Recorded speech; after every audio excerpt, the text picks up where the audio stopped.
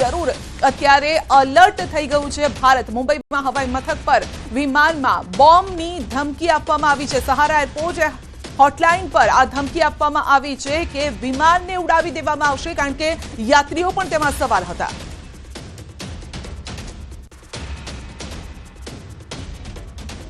તો રાજકોટની જનતામાં પણ જશ્નનો માહોલ છે। રાજકોટની મહિલાઓએ કહ્યું છે કે અમે પણ લડવા માટે તૈયાર છીએ। ભારતે ઈંટનો જવાબ પથ્થરથી આપ્યો છે।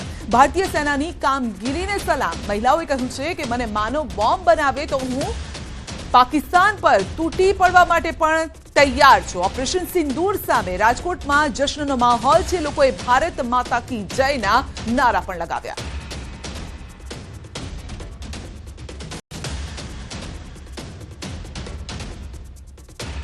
તો દેશમાં એક જ ગૂંજ, જય હિન્દ જય હિન્દ। જે રીતે પાકિસ્તાન અને આતંકના આકાઓને આ જવાબ મળી ગયો છે 23 મિનિટ, અને જે રીતે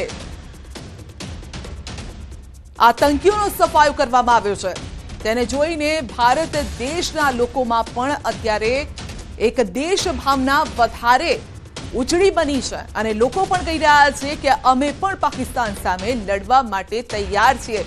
પરંતુ હવે જ્યારે એક સ્ટેપ આગળ વધ્યા છે ત્યારે ઘણા લોકો કહી રહ્યા છે કે હવે પાછળ ન હટતા, પાકિસ્તાનને બરાબરનો જવાબ મળવો જોઈએ કે હવે પછી આ પ્રકારની ઘટનાઓ ન બને। પહેલગામમાં જે રીતે આતંકી હુમલો થયો હતો, 26 લોકોના જે મોત થયા હતા, ત્યારબાદ લોકોમાં પણ અત્યારે એ જુસ્સો છે। અમિત શાહે એક્સ પર એક પોસ્ટ કરી છે। ઓપરેશન સિંદૂર પહેલગામ હુમલાનો જવાબ છે, જે વાત અમે કરી રહ્યા હતા। દેશને સેના પર ગર્વ છે। અમિત શાહે કહ્યું છે આતંકીઓનો જડબાતોડ આ જવાબ પણ આપ્યો છે। તો અમિત શાહે એક્સ પર આ પોસ્ટ કરીને લખ્યું છે કે આ છે આતંકીઓને જવાબ, પાકિસ્તાનને પણ જવાબ છે। પહેલગામ હુમલાનો આ જવાબ છે। ભલે અહીંયા પાકિસ્તાનનું નામ નથી લેવામાં આવ્યું, પરંતુ બધાને ખબર છે, દુનિયાને ખબર છે કે આતંકવાદને કોણ પોષી રહ્યું છે અને ક્યાં આતંકીઓ પેદા થઈ રહ્યા છે। ત્યાં જ સીધો વાર કરવામાં આવ્યો છે। એ આતંકીઓ પર આતંકીઓના જે હેડક્વાર્ટર છે તેને જ નેસ્તનાબૂદ કરી દેવામાં આવ્યા છે, અને 70 થી વધુ આતંકીઓના મોત થયા છે આ હુમલામાં। તો આતંકીઓને આ જડબાતોડ જવાબ અમિત શાહે કહ્યું છે, અને આ સાથે જ રાજકોટમાં પણ મહિલાઓ હવે ઉત્સાહમાં છે। મહિલાઓ કહી રહી છે કે મને માનવ બોમ્બ બનાવીને પાકિસ્તાન મોકલો, હું એનો પણ જવાબ આપી શકું છું। જમ્મુ કાશ્મીરના પહેલગામમાં જે હુમલો થયો હતો, જે આતંકવાદી હુમલો થયો હતો, તેને આખરે હવે ભારતે પણ વળતો જવાબ આપી દીધો છે। ત્યારે મહિલાઓ આપણી સાથે છે, કારણ કે જે એર સ્ટ્રાઇક કરવામાં આવી છે, ઓપરેશનને ઓપરેશન સિંદૂર નામ આપવામાં આવ્યું છે। ત્યારે મહિલાઓ આપણી સાથે છે, આપણે તેમની સાથે વાતચીત કરવાનો પ્રયત્ન કરીશું। બેન, શું કહેશો? ભારત સરકારે આજે પગલું લીધું છે, આ ખરેખર સરાહનીય છે। સિંદૂર, જે સ્ત્રીઓના સિંદૂર ત્યાં ભૂસાયા હતા, જેમનો ત્યાં બલી લેવામાં આવેલો, એનો આપણી સરકારે ખૂબ સુંદર એવો પ્રતિસાદ આપ્યો છે, અને અમે લોકો ખરેખર આનાથી અમને એવું થયું છે કે ના, ભારત સરકારને અમે સલામ કરીએ છીએ આ વસ્તુ માટે થઈને। ચોક્કસ, તો ભારત સરકારને મહિલાઓ સલામ કરી રહી છે। બેન, કઈ રીતે જોઈ રહ્યા છો આ એર સ્ટ્રાઇકને? જ્યારે આ બનાવ બન્યો ત્યારે ખાલી એ લોકોના સિંદૂર નહોતા ઉજાડા, પણ એના ઉજરડા અમારા મન ઉપર, અમારા દિલ ઉપર, અને આખા ક્યાંય ક્યાંય એના પડઘા ગુંજ્યા છે। અને એના પડઘાના પ્રતિસાદ રૂપે જ્યારે ભારત સરકાર, પ્રધાનમંત્રી આપણા માટે આપણું વિચારીને સિંદૂર ઓપરેશન નામ આપે છે, એ ખરેખર અમારા માટે હેડ્સ ઓફ છે। જે લોકો કરી રહ્યા છે કામ, આટલી બધી જ્યારે ખબર જ છે કે પોતાનો જાન જોખમમાં છે, એનો પણ વિચાર કર્યા વગર અમારી સલામતી માટે ભારત સરકાર જે કરે છે એ હેડ્સ ઓફ, થેન્ક યુ, જય ભારત।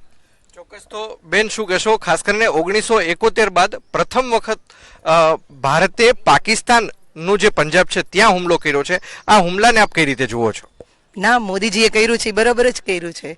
આની પહેલાંય આપણે ઉરીમાં, પછી કારગિલ વખતે, અને એવી રીતે જવાબ આપેલા જ છે। એટલે ઈંટનો જવાબ પથ્થરથી આપવો જ પડે, અને આપ્યો છે એ યોગ્ય જ કર્યું છે મોદીજી। તો ઈંટનો જવાબ પથ્થરથી આપ્યો છે। બેન, કઈ રીતે ખાસ કરીને જોઈ રહ્યા છો આ ઓપરેશનને?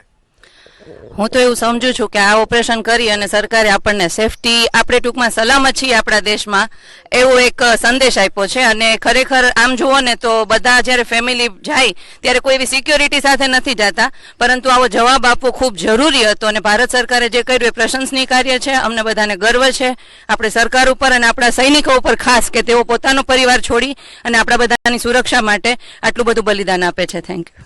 બેન, ખાસ કરીને શું કહેશો પહેલગામની અંદર જે ભારતીય પ્રવાસીઓ ત્યાં ગયા હતા અને તેમની હત્યાઓ કરવામાં આવી હતી, શું કહેશો? ખરેખર એ યોગ્ય પગલું ન કહેવાય કે જે લોકો ફરવા માટે ગયા છે, પરિવારને બાળકો સાથે ગયા છે અને ત્યાં ખુલ્લા મનથી એ વાતાવરણ માણવા માટે ગયા છે અને ત્યાં એમની સાથે આવું જે કાર્ય કરવામાં આવ્યું એ એક વીરતાનું કાર્ય નથી. જોવા જઈએ તો જો એ પાકિસ્તાનમાં એવી હિંમત હોય તો સામે આવીને લડે. આવી છુપી રીતે લડી અને આપણને જે કર્યું છે એ યોગ્ય નથી અને એનો વળતો જવાબ મોદી સાહેબે ખૂબ જ સરસ રીતે આપ્યો છે. એર સ્ટ્રાઇક કરી યોગ્ય પગલું ભર્યું છે અને બધાને એક આતુરતા હતી કે હવે મોદી સાહેબ શું કરશે. અને તો આતંકી હુમલાનો ભારતે આપ્યો છે જડબાતોડ જવાબ. આતંકીઓના હેડક્વાર્ટરને નેસ્તાબૂદ કરવામાં આવ્યા છે. ભાજપ નેતા રાજુ ધ્રુવે પણ નિવેદન આપ્યું કે આ ભારત અને ભારતીય સેના જ કરી શકે છે. આ નરેન્દ્ર મોદીનું ભારત છે, નરેન્દ્ર મોદીના સમયનું ભારત છે. જે રીતે વડાપ્રધાન નરેન્દ્રભાઈ મોદીએ પહેલગામ આતંકી હુમલાને જે ગંભીરતા સાથે લીધો, સમગ્ર રાષ્ટ્રને એક ભાવ સાથે જોડ્યું છે. ક્યાંય ભારતે પોતાની ગરિમાને ન છાજે એવો ક્યાંય વ્યવહાર ન કરતા જે રીતે દેશની સીમાઓની અંદર રહી અને પાકિસ્તાનની અંદર આતંકવાદીઓના છુપાયેલા અડાઓ ઉપર જે રીતે સર્જિકલ સ્ટ્રાઇક કરી છે, હું માનું છું કે આ ભારત અને ભારતીય સેના જ કરી શકે. જે રીતે નરેન્દ્રભાઈના નેતૃત્વમાં આજ સુધી પાકિસ્તાનની સાથે જે કડક વ્યવહાર કરવામાં આવ્યો છે, ચીનાબો, સિંધુ નદીના પાણી રોકવામાં આવ્યા છે, એમને જે રીતે હકનું પાણી, ભારતના હકનું પાણી ભારત વાપરશે, વધારાનું પાણી જશે. આજે પાકિસ્તાનની દશા ભૂખે મરવાની આવી ગઈ છે. નરેન્દ્રભાઈના શાસનમાં જે રીતે જે કડકાઈ સાથે જે જરૂરી પગલાઓ લેવામાં આવ્યા છે, આ પહેલા પર સર્જિકલ સ્ટ્રાઇક ઉરી કરવામાં આવી હતી અને ત્યારબાદ પાકિસ્તાનને ચેતવણી વારંવાર આપવામાં આવી. ભારતીય સેનાએ બહુ માનું છું મજબૂતાઈ સાથે વડાપ્રધાન નરેન્દ્રભાઈ મોદીએ વાત કરેલી કે ભારતીય સેનાના 3 સેનાપતિઓનો અધિકાર છે, એ જે નિર્ણય લેશે એ દેશના હિતમાં છે. અને સેનાએ રાત્રે જે મધ્યરાત્રે નિર્ણય લઈ અને પાકિસ્તાનને જે પાઠ ભણાવ્યો છે, હું માનું છું કે આ ભારત અને ભારતીય સેના જ કરી. ગત મોડી રાત્રે ભારતે પાકિસ્તાનના 9 આતંકી અડ્ડાઓ પર એર સ્ટ્રાઇક કરી છે અને તેને લઈને લોકોમાં શું પ્રતિક્રિયા છે તે જાણીએ. આપણે અમરેલીના કેટલાક લોકો મારી સાથે છે. નિલેશભાઈ, ગઈ રાત્રે ભારતે પાકિસ્તાનના કેટલાક વિસ્તારોમાં એર સ્ટ્રાઇક કરી છે, શું કહેશો? પહેલગામમાં જે કાયરતાપૂર્ણ કૃત્ય કરવામાં આવ્યું હતું પાકિસ્તાની આતંકવાદીઓ દ્વારા, 140 કરોડ ભારતીયોને એનો બદલો લેવાની કંઈક હતું કે ભાઈ બદલો આનો ખરેખર લેવો જોઈએ સરકાર દ્વારા. અને ગત રાતની જે એર સ્ટ્રાઇક થઈ એનો બદલો લેવામાં આવ્યો છે. ખૂબ ખૂબ આનંદ થયો છે, આનંદ વિભોર છે બધા 140 કરોડ ભારતીયો. જે મોદી સાહેબ પાસેથી અમારે જે આશા હતી, છેલ્લા ઘણા ટાઈમથી, ઘણા દિવસોથી અમે રાહ જોતા હતા, એ એર સ્ટ્રાઇક કરી, જેનું નામ એણે એર સ્ટ્રાઇક સિંદૂર આપ્યું. ખરેખર પહેલગામમાં જે હુમલો થયો એમાં પત્નીઓની સામે એમના પતિનું હત્યા, એમને ગોળી મારી દીધી, 2-3 ગોળીઓ ધરબી દીધી.